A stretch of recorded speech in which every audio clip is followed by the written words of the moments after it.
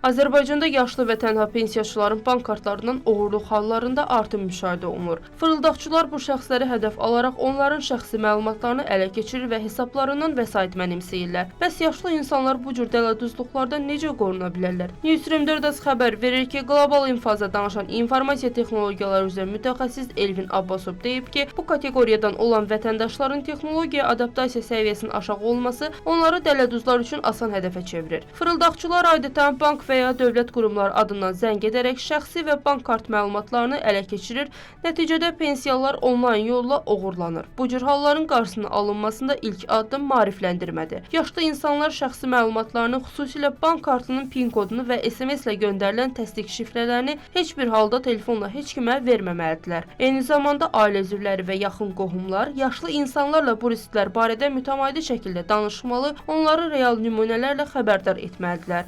Banklar və digər maliyyə qurumları da bu təbəqə üçün xüsusi hazırlanan sadə və aydın təlimatlarla təhlükəsizlik bilgilərini daha geniş kütləyə çatdırmalıdır deyə ekspert bildirib.